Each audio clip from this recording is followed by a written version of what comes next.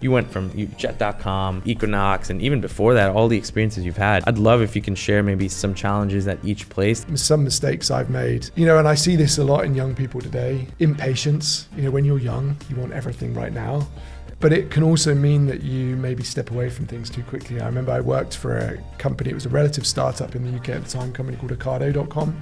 Absolute challenger in the grocery space, doing amazing stuff with robotics and fulfillment. And it had a lot of shares in the business. And at the time, the business was going through a tough point. I thought it was going to run out of cash. Someone came to me with an opportunity that sounded like a bigger job, and I jumped ship. At the time, I don't know what the market value of the business was, but the share price was less than $1. A couple of years later, I stayed in touch with the CEO, the founder. I think when his shares hit like $22 or something, it was all about impatience, not seeing things for the long run, and wanting everything kind of tomorrow, and not sticking with it. Episode 5, Season 2. We get the honor to welcome Simon Belsham, CEO at The Healing Company. For those of you who don't know what The Healing Company is, they're a roll-up of some of the most well-known and largest wellness brands and identities. Faces like Deepak Chopra and brands like Your Super are all part of The Healing Company today. And Simon's here to talk about how he's built a 9-figure roll-up company of wellness brands that he plans to take IPO one day. And today it's an absolute honor to bring Simon Belsham, The Healing Company, and to talk about his experiences. And what's even more incredible is some of the things you've worked on in the past, being president of Jet.com, Equinox Media, and now at The Healing Company. And without further ado, would love an introduction from yourself. And welcome to the show, and thank you for taking time out for us. Hey, thank you for having me. It's a real pleasure to be here. And I've been so inspired listening to your Series 1. I've learned tons despite having worked in this industry for a long time, so I'm really grateful to be here. Just as a quick background. So Simon, I'm the CEO, co-founder of The Healing Company today. I've worked in consumer businesses, mainly consumer tech, for the last 20 plus years. Have learned tons of things along the way, plenty of great things, loads of mistakes. The Healing Company today, just to give you a kind of a quick intro to what we do, we're a buy and build business. We're focused on the wellness space. Really, we have a mission to bring what we call integrated healing to the world. I think we can talk a bit more about this opportunity, but it's similar to a lot of what you guys are doing at Obvi.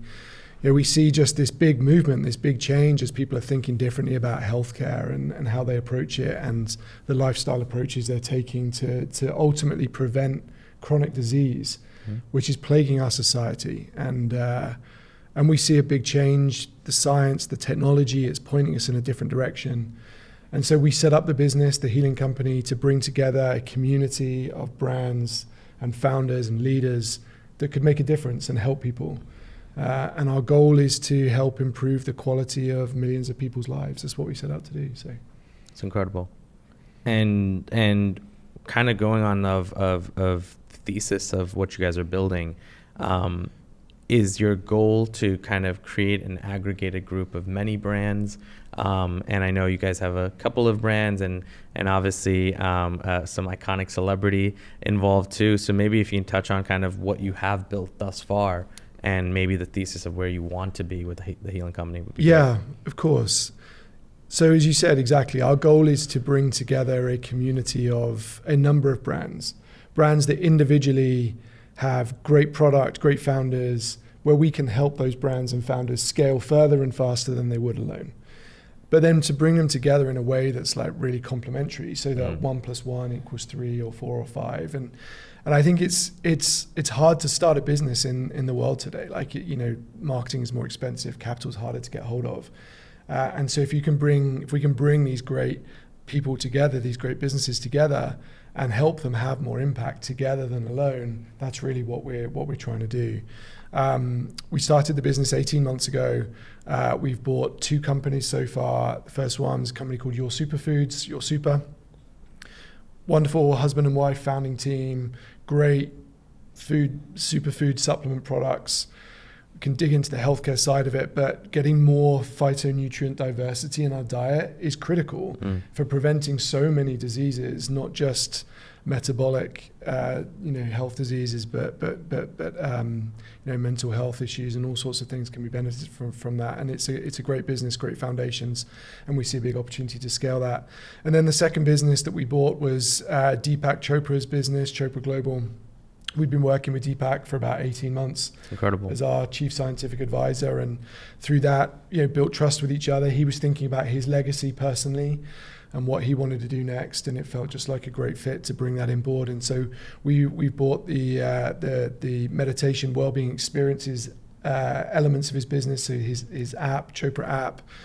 He's got some licensed spas, wellbeing centers. We're building out products under his name and working with him to continue creating content. And he's an incredible person, leader, probably one of the most known holistic practitioners on the planet. So we're privileged to work with him.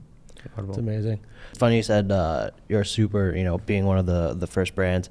In fact, it was one of the brands that inspired us to make our app with Tapcart. They said, download these guys, see what they're doing because they're best in class, and it helped shape, what we're doing today.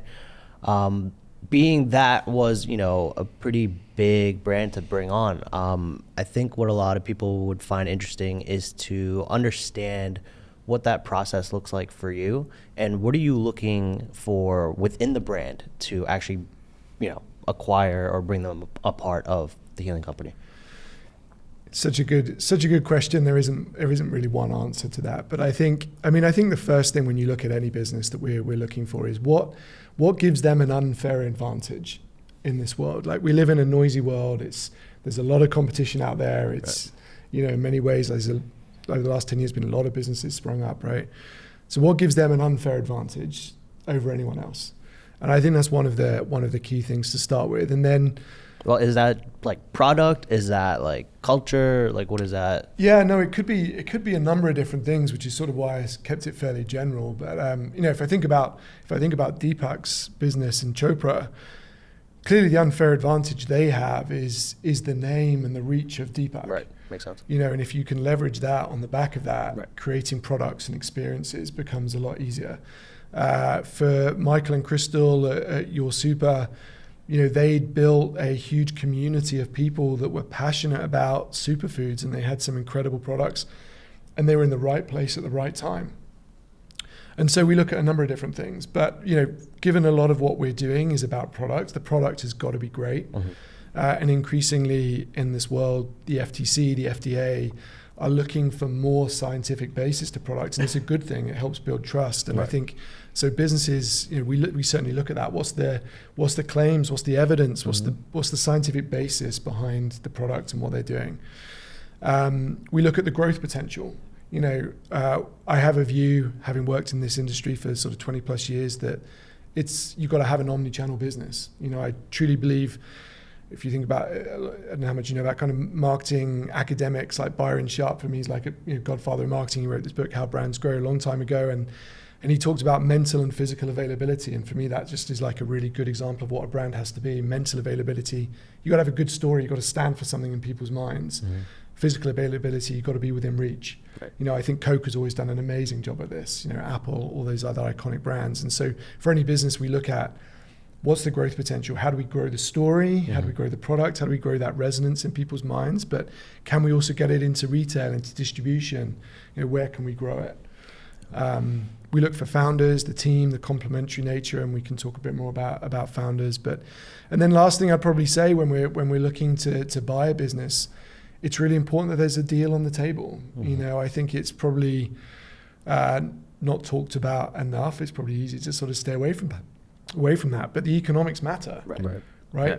But it's got to matter for both sides, and that's when negotiation comes in, right? It's got to be a win-win. We've got to be able to buy it at a price that we can make money at it later on, and equally the founders or the management team, the investors, need to feel like they're getting a fair return and can share in that too. So all of these things have got to come together. And the one other thing I would say about that when we're looking at businesses is it's a process, mm-hmm. And so much at the heart of it ultimately is about relationships. This is your baby. Obvi's your baby, right? You've put your heart and soul, and your families have put their heart and soul into you building this business. at the point in time, when you want to sell it, I'm sure you want it to go to a good home and people you trust, or whatever the right path is for that, whether you IPO it or whatever you want to do. And so you've got to know and build that connection, and it takes time, which is why we spent 18 months with Deepak before we did anything with him. Wow. So, I think what would be really interesting is, the theme of like challenges and even what we talked about around some of the positions you've held, obviously, taking out the element of what you did to get there, more around, what were some of the things when you did get there, what were some of the challenges, and maybe take us back to some earlier parts of your journey, because each experience, I'm super intrigued. Like, you went from jet.com and then, Equinox, and even before that, all the experiences you've had. I'd love if you can share maybe some challenges at each place that can maybe almost, when you're looking at our viewers, right, and people who are listening to our podcast, everyone is in this climate of where there is some sort of fear. No matter if you're already a business that's made it and are struggling now to sustain, or you're a business that's building, that's struggling now to build quicker. There's struggles going along, but I think it'd be awesome to normalize that a little bit, given that you were a part of such bigger organizations that maybe had totally different challenges at its peak. Wow, it's such a big but really important question. I think there's a couple of things I'd immediately say to that.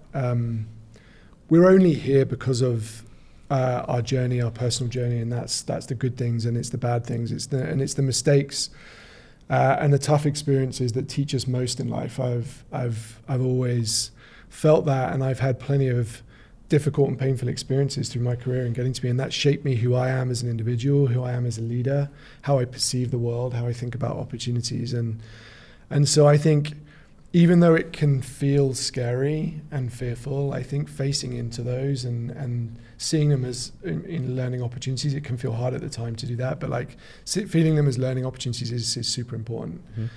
Mm-hmm. I started my career in the dot-com bubble, right? A long time ago. I'm a bit older than you guys. And it's amazing to see how much technology has moved on since then, but you think about all the ups and downs, the 2007-8 recession we had, and that situation, and kind of everything that's going on in the world right now. Each one of those has created real challenges, but real opportunities as well. One of my favorite quotes that's always stuck by me is the Martin Luther King quote, that it's only in the darkness that you can see the stars. And that's something that personally resonates to me. I love the outdoors. I love nature. I love going to the national parks in America, and you just look at stars.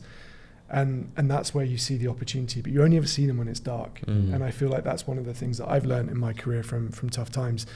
And to give you a few examples along the way, I mean, some mistakes I've made, and I see this a lot in young people today.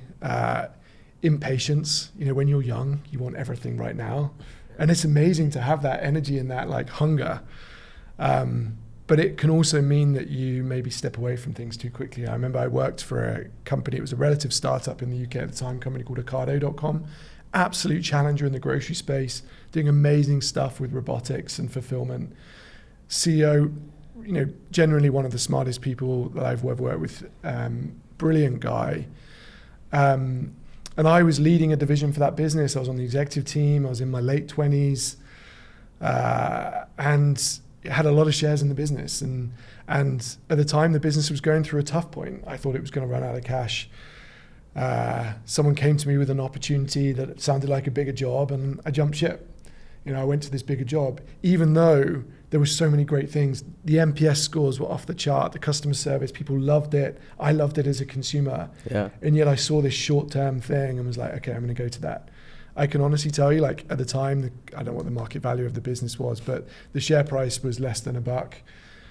A couple of years later, I stayed in touch with the CEO, the founder. I think when his shares hit like $22 or something, and I was super proud. Like, it's an amazing journey he's been on. But for me, I look back on that as just, and it's not like quite, I was the founder of Google and went on to be, but it was my version of that story, right? And it was all about impatience, not seeing things for the long run. and wanting everything kind of tomorrow, and not sticking with it. And it's been a bit of a story of my life personally, and like in many ways, but like certainly it's been a big career lesson, is you've got to see through difficult things and difficult times, and that's where you learn. And it doesn't mean that the world is ending, because there's like a lot of growth at the end of it. And then, I've worked for some incredible people and leaders along the way.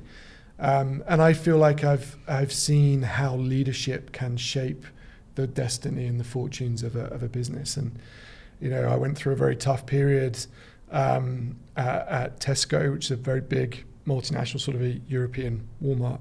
And back in, I can't remember when it was now, mid-teens, there was an accounting scandal in the business, and a number of people I worked very closely with lost their jobs over it, and for many years had a difficult situation as the situation was investigated, and ultimately it didn't come to anything. But the whole situation, I look back as a real example of how leadership can shape behaviors. And in that example, putting pressure on an organization, not necessarily listening to difficult conversations, feedback, led to some actions being taken that ultimately caused a problem.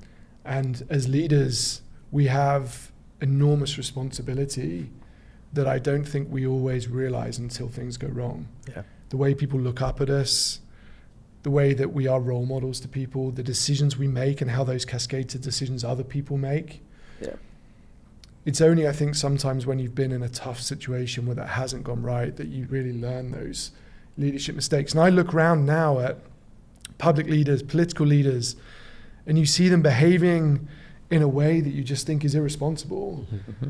And I just think, have they ever been burned? Have they ever been in a situation Right. where it's gone wrong? Mm-hmm. Because if they had, they wouldn't be doing this. Yeah. Right. And so for me, it's been a big personal leadership journey, and like what that means and the responsibility of being a leader.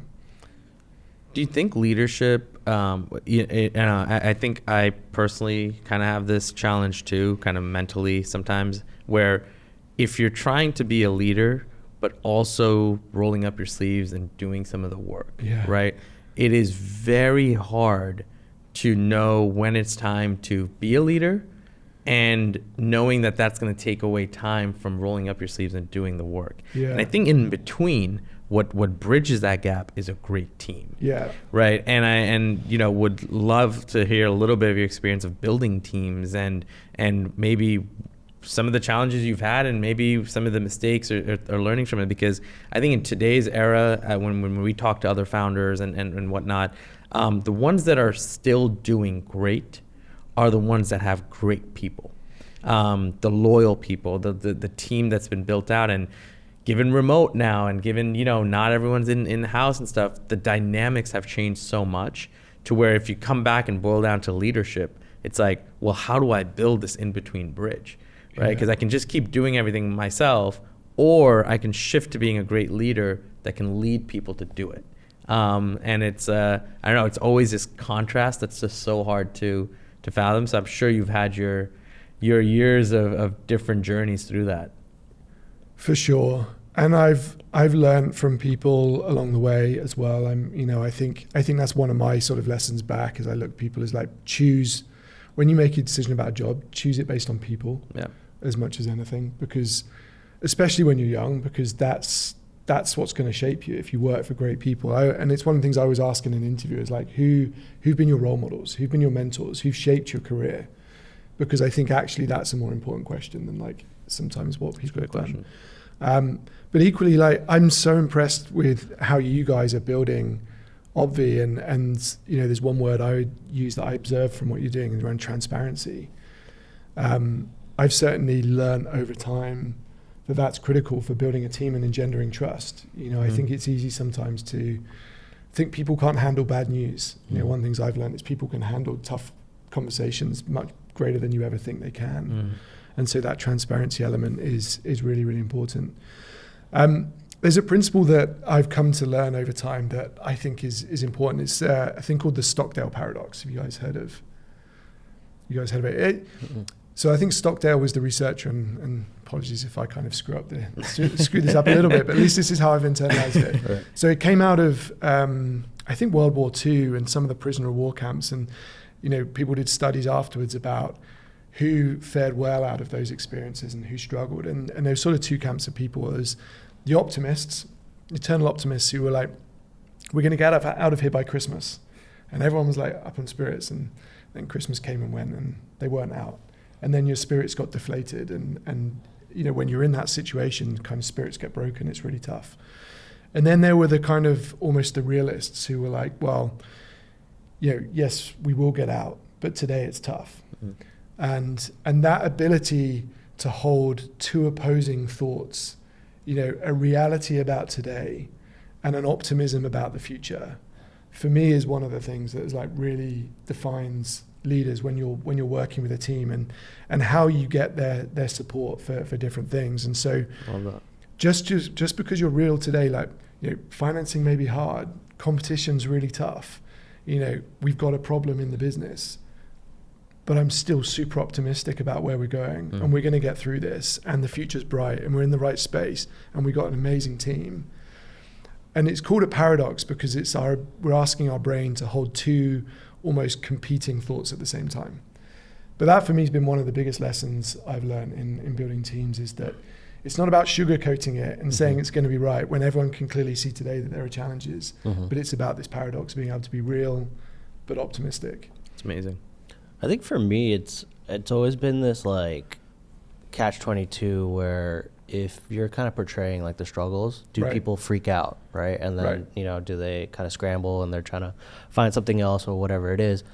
Is there a delicate balance between, all right, well, here's what's going on, versus like, all right, I guess here's what we're doing to kind of fix it? Like, how do you keep the transparency but also maintain like calmness? How have you done it? I'm intrigued. Like you've been through like loads on your journey.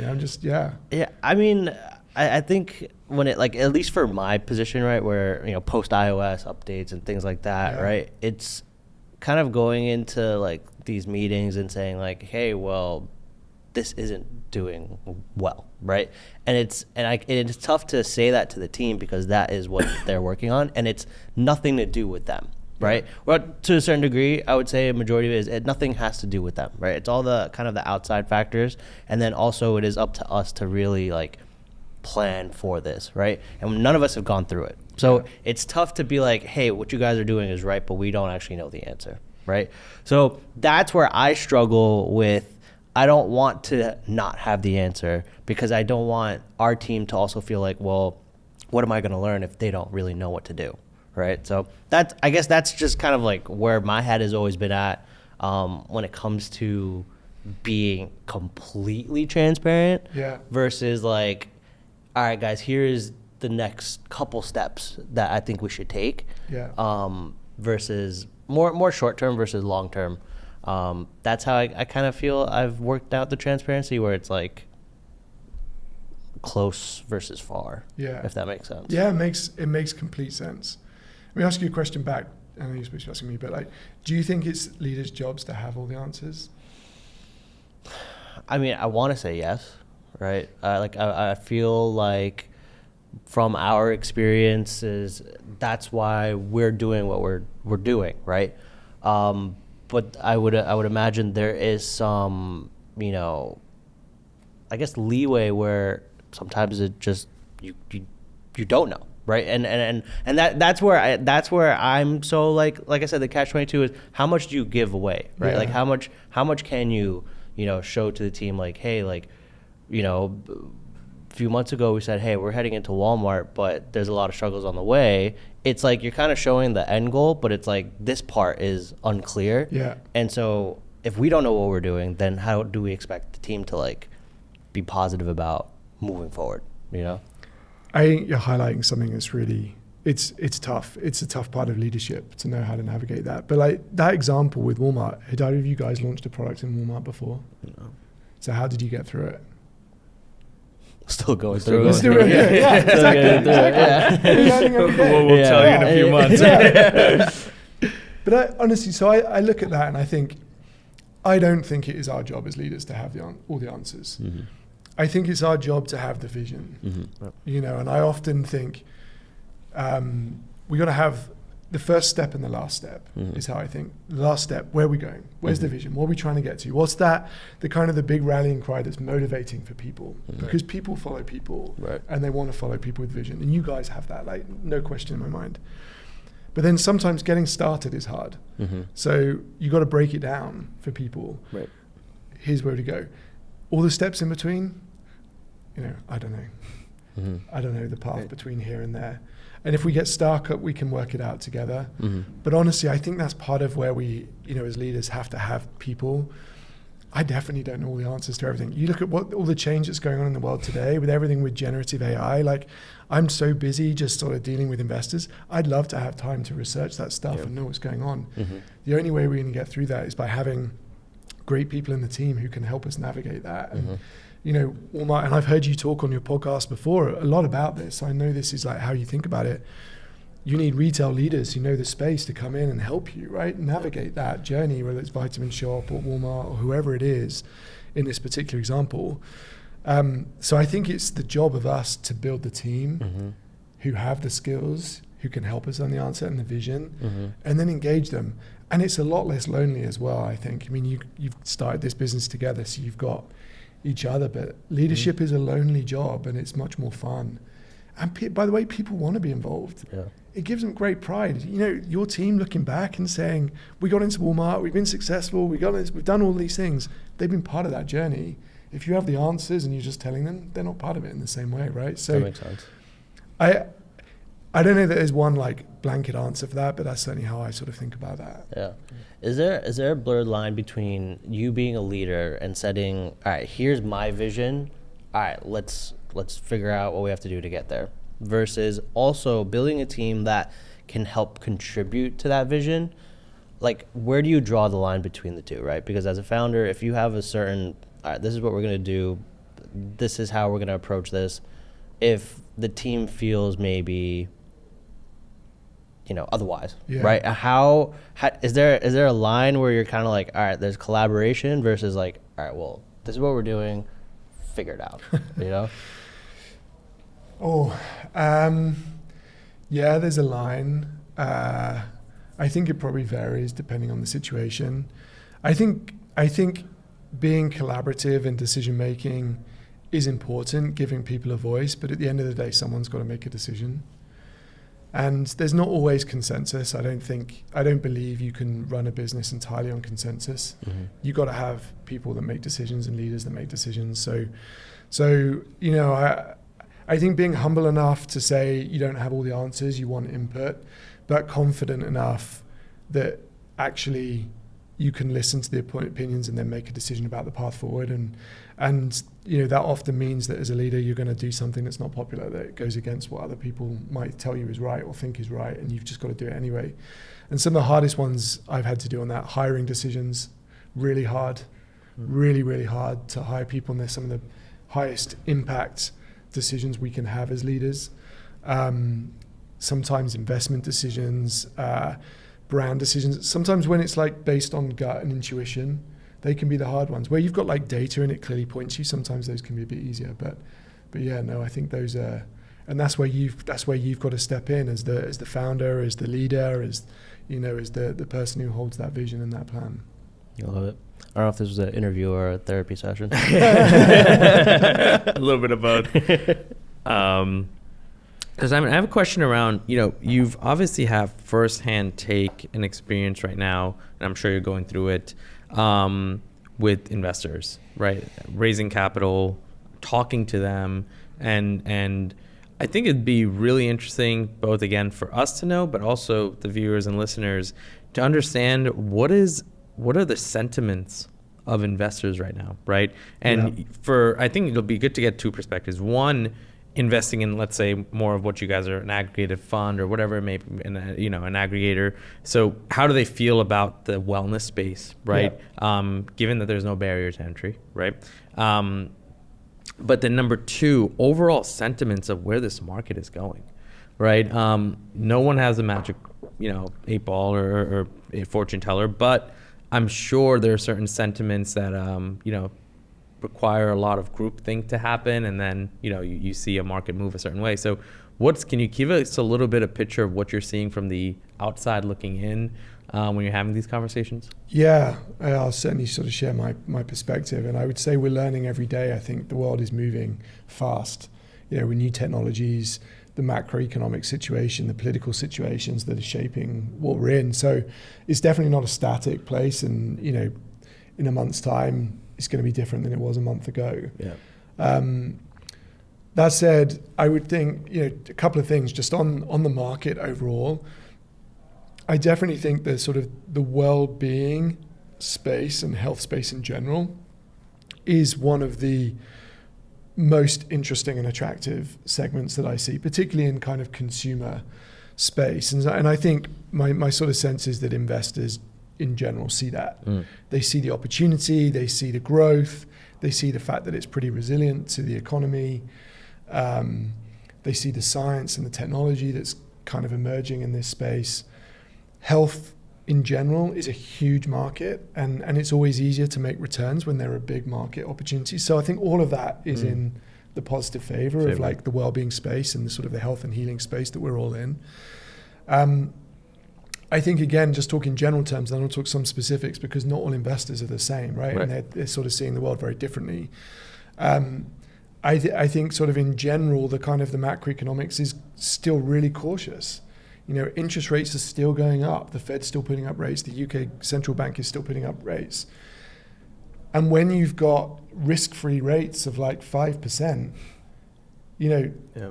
worst case scenario, you're going to get 5% return on your cash right now. You've got to have like a pretty compelling investment opportunity to put it into to beat that. So, the bar is higher for people to put cash in. And then I think you've got to like really understand your investors. And I think, as you think about approaching investors, I think there's a number of steps we can go through and we can sort of dig in if it's interesting. But knowing who your audience is and who you're looking to raise money for. VCs are very different from private equity, which are very different from family offices, which are very different from hedge funds. All of them have great sources of capital, and there's still capital available. But you've got to understand what each type of investor is looking for. VCs right now are probably looking for minimum kind of 10x returns. They want to find those and they're probably super interested in like emerging technology and what you're doing with generative AI and other things, because there's clearly a lot of growth in that space. And so if you're projecting out and you think you can grow the business 5x, it's going to be hard to raise money from a VC right now. Private equity, again, sort of similarly is depending on where their kind of LPs are, they're looking at what the downside risk is in their business. Like they're looking at how are you valuing your company right now. Over the last few years, we've seen some very big valuations, particularly in this space, like multiples of revenue. Yeah. I think 18 months ago that changed, and there's like this very rapid switch to profitability. So they really want to see profitability and cash generation. And being able to protect that, if everything was to go wrong, what's the downside on their investment? Family offices, they're not necessarily professional investors, so they're trying to conserve family wealth, right? Yeah. So they're probably the most cautious of the lot right now, because they would, in many ways, and again, we speak in general terms, they'd probably rather stick it in an interest-bearing bond and see what happens in the next few months. Or they're looking for a recognized lead that they can trust, and they'll follow the lead into deals, but it becomes harder to find that lead. That's right. So I think all of those things, and then public equities, I think, are still down. I think, NASDAQ is a really interesting stat around NASDAQ, and I'll get the numbers a little bit wrong, but I think in 2021, there was something like $200 billion raised on NASDAQ. In 2022, that number was down to like 10 or 11 billion. It was extraordinary how much the market dropped off during last year, because, again, if institutional investors, if pipes, if pension funds aren't necessarily putting money into big deals, then people aren't going to list their companies. So I think just knowing your audience, knowing your business, for founders right now, I think it's critical you've got as much runway as you can, so you can, do a great job with what you've got and continue to prove out what you're doing. Yeah, makes sense. I think a good question to ask here is, if we are in this time of like you said, weathering the storm, right? What should what should the goal be for brands who are maybe eventually looking to sell or get bought out? What should they be doing today in the hopes of the future, being a little bit more brighter? Yeah, and again, I think this is like, you guys are at the coalface of this as much as more as I am, right? We're looking to work with founders like yourselves and buy businesses. So I'd be super interested in your perspective on how you're thinking about this kind of year. From my perspective, I think you got to just continue to focus on building a great business, a business that people will talk about. And word of mouth for me is the most important thing. If you've got a brand that people are willing to talk about, then that's a great business. That's free marketing for you. And really focusing on what makes you different, focusing on profitability. So like, those are some of the things I'd be thinking about immediately, but I'm super interested in your perspective as well, like, how you're approaching it. Yeah, I think for us, I think it's like when you're looking at things like runway, right? I think even runway, what it really comes down to is like you have to prepare for things to get worse, right? And I think that's kind of how we're operating, which is like, don't take where you stand today as like and model that out and say, hey, I have until next June, right? Nice. If everything stays the same. The thing is, nothing is staying the same, even on a weekly basis right now. Right, you go on one media outlet can completely shift or move a market. Right. You kind of have to realize, like, you have to almost build your business like almost by quarter right now, and model that out and say, all right, well, I'm going to add an extra variable here, extra variable there, and then where do we really end out, right? And I think then you have to work backwards from, okay, this is really the worst case scenario of worst case scenarios. And if you work backwards from that, I think then you realize, okay, here's what the pressure point really is. I think why so many companies are folding right now is what they thought can go so far. They're not even taking into effect the fact that maybe some of the funds that are sponsoring them or some of the tools they're using, those tools themselves are shutting down. Like we recently, we use this tool called Plastic for a long time, which basically helps you pay your wire transfers with your credit card, right? Intermediary service, pretty classic service. And there's a few other options now, but they were, I think, processing $2.5 billion worth of transactions. They just filed for bankruptcy 2 weeks ago, right? Wow. And like, if you modeled your business off of using this one tool, that tool's gone, right? And put alternatives aside, everything has alternatives. But the thing is like, you can't model off of reliance of other business tools or other businesses or contractors or employees also staying completely stagnant. I think that's where modeling itself has to shift. The narrative around that has to shift. So that's more of what I think we're trying to take into account. I think that's amazing advice, really amazing advice. And I guess the question back from that is then, almost the opportunity. If you've got that degree of flexibility, how do you spot opportunities and know when to pivot then and take those opportunities, to move your business in a new direction? When everything's moving at such speed. I mean, like, we're almost in June, right? It's only 5 or 6 months ago that we really heard about AI. How are you thinking about adopting that into your business? And I think, and Ash can touch on the marketing pieces. I think on the other side, like, one of the things that because we have some degree of flexibility, I think it's like, this is the time to actually try some stuff that's completely new. Love it. Right? So like, we went right back to the branding board, and our chief brand officer completely rebranded the website and our products, not to go and switch everything, but to A/B test what we have. We went in and redid our product formulation and say, all right, not that we're going to fully switch this, but let's do a couple SKUs with this and see what the market speaks. Because if we can take a big swing during this time, we're only going to help ourselves. But we have enough flexibility where if the big swing doesn't work, then we can go back to plateau. So I think operationally branding that side, but marketing, I know you've been trying a lot. Yeah, no, marketing, it's like they always say, right? If you're not testing, then you're really falling behind. Yeah. Whether it just be even just content, whether it's, website design, landing pages, and even just testing different types of offers, that's where we're also pretty much utilizing like AI for a good amount of it, right? On landing pages, it's so easy to take, I'll give you an example. We have our Facebook community, right? I was not feeling lazy, but I was like, let's try this, where have the customers tell you what their top 5 reasons were for buying the collagen, right? Hey, we'll give out a gift card. Just want to hear your, the best response wins. So I literally took all the answers, uploaded it to ChatGPT, and I was like, analyze the tone of voice of our customers, understand what they're saying and what their likes and dislikes are, and then spit out something where it's a coalition of the top 5 reasons why somebody bought this. That can then become its own landing page, right? A listicle, or 5 reasons why 400,000 people love Avi, right? That, instead of me writing it, when the AI did it with all these inputs, that page did a lot better than the one that I did on my own. Yeah. And because you have all this data set, like there was like hundreds of comments, right?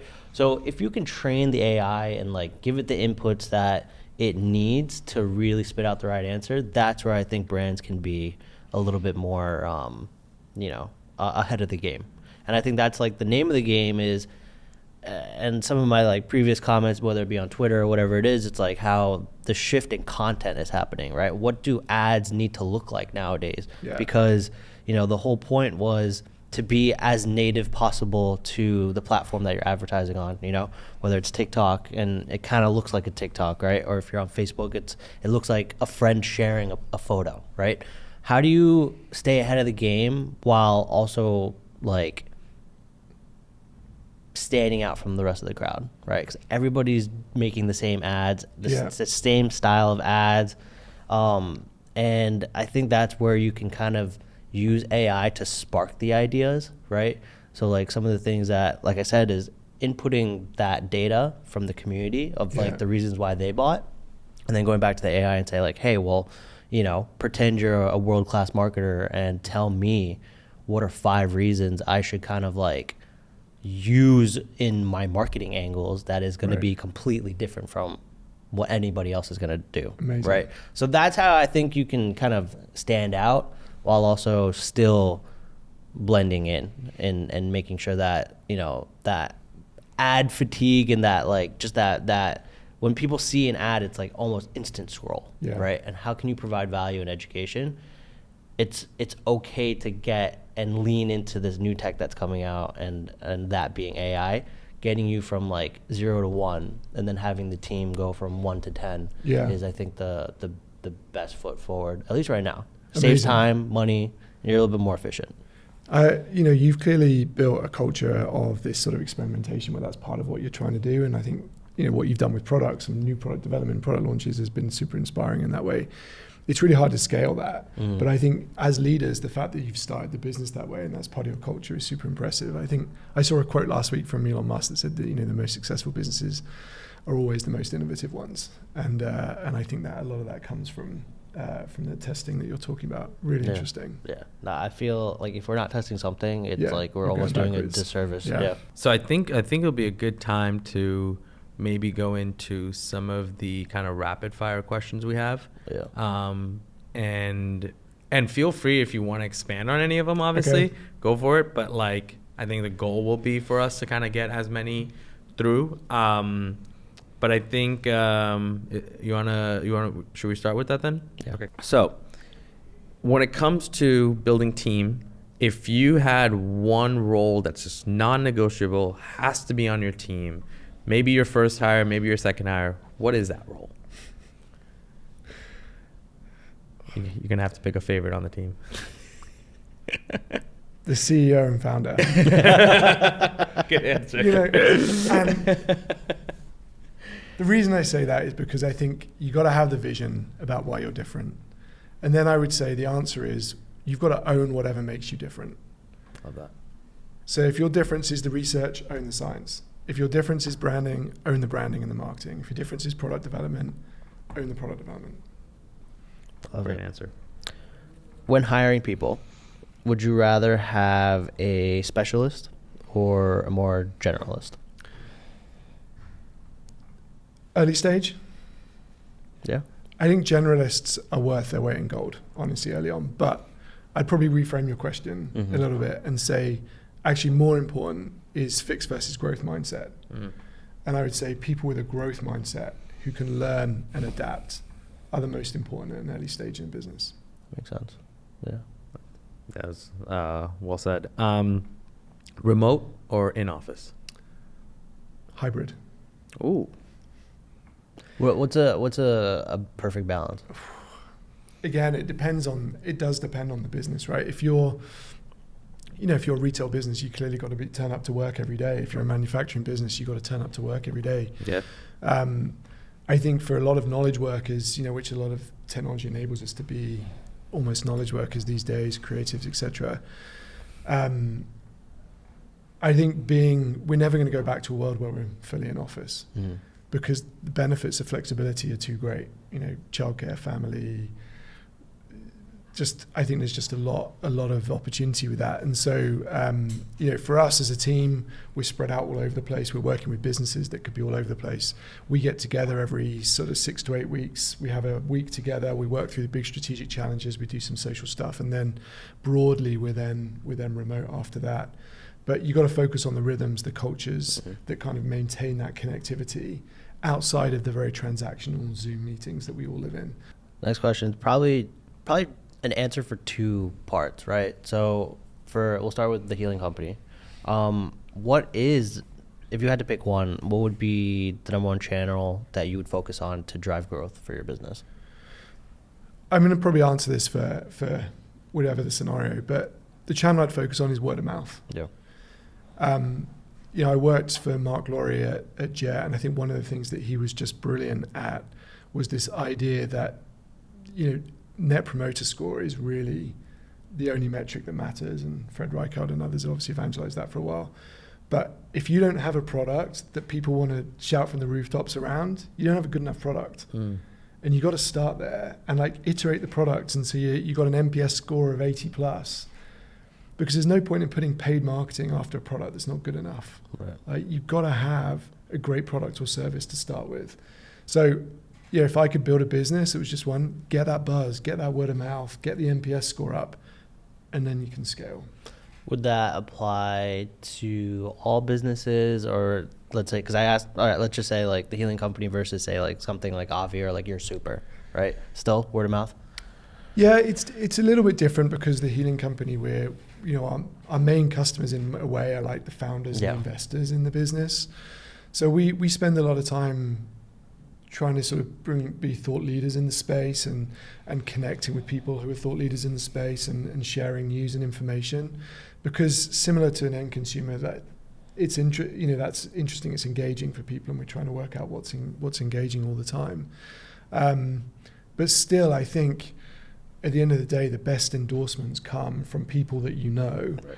And whether it's founders or investors, we want them to say good things about what we're doing. And so I think that word of mouth is really important. Okay. Yeah, I agree. One, whether it's recent or in your past, just dumb mistake you made, and you're what was I thinking, or what was I doing? They go from very small things about just sending mass emails to people that were meant for one individual, and which we all do, and is so easy to do. And I think I did that last week. Exactly. Thank God for the unsend button that Gmail has and has trained us on. I think it's hard to classify things in my mind as sort of dumb mistakes, because they're things that shape us and learn. And I think one of them was the example I used earlier with Ocado, the impatience of moving on. I think the biggest mistake I've ever made personally in my career, and I need to, when I tell you the story, I need to couch this as it's not a mistake, it's a learning experience.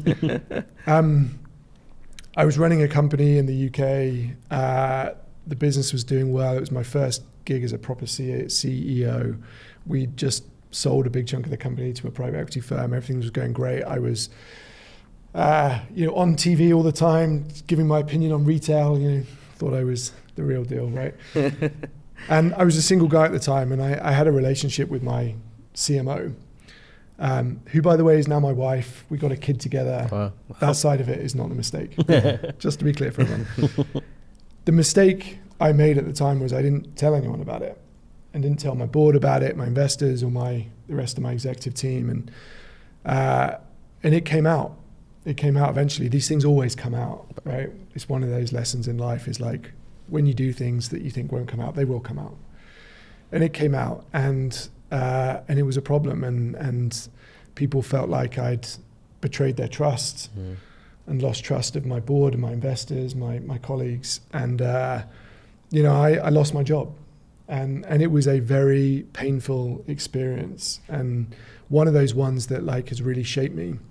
I had to do a lot of work myself, personally, to understand what led me to not disclosing that kind of thing.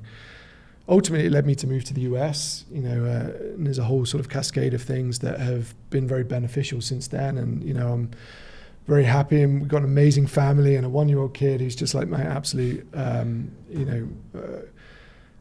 joy every day. Yeah. But these things come from tough experiences, right? And so I certainly look back on that as a sort of a big learning experience as a leader. That's great. That's a great example. What is work-life balance to you? Because it's defined differently by everyone. Yeah. And I feel like there is obviously this imaginary work-life balance, and then there's a reality. Yeah. So I'd love the reality piece. The reality. The reality is chaos.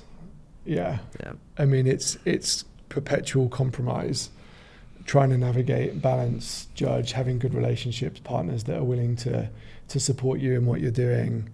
My wife and Jard are in the UK at the moment. I'm here in the US for 10 days, on business. That's a big strain on her. So that's the reality of the situation. And but I think the way that I try and think about it, you got to start with yourself. You got to start with your own energy. And this is something I've learned, it's my detriment over the last sort of 10, 15 years. What gives me energy? What makes me the best person I can be? Sleep, eating well, exercise. I know those are things that when they go off, and they're easy to go off when you're working really hard, is I will go off. And if I go off, then I'm not a great husband, I'm not a great boss.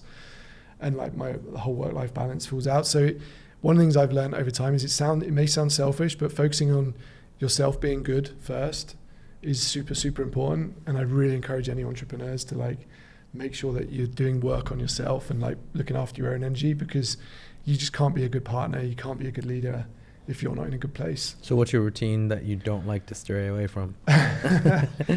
I have an ideal routine, and then I have a routine that Are you up at 4 a.m. getting into an ice bath? I'm a 4 a.m. guy. No. I think sleep does matter, and I know you've got young kids as well. I don't know if you actually haven't got it yet. It's really hard when you got a young kid to sleep, right? Yeah. And my wife and I have had this discussion a lot. It really throws everything off. So that's kind of number one. And then I do intermittent fast, and I think that kind of helps keep me just a bit more balanced. I really try and moderate my sugar intake. For me, sugar is my vice. I love sweet things.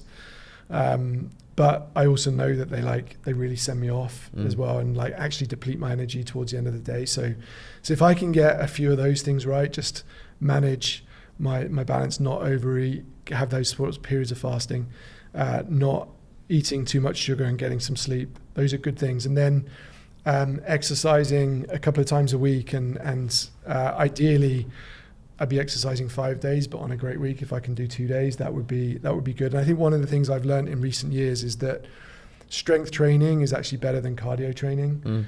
Actually burns more calories. It leads you less to a big calorie intake spike at the end of it. If you go for a long run, the first thing you want to do is just eat something afterwards.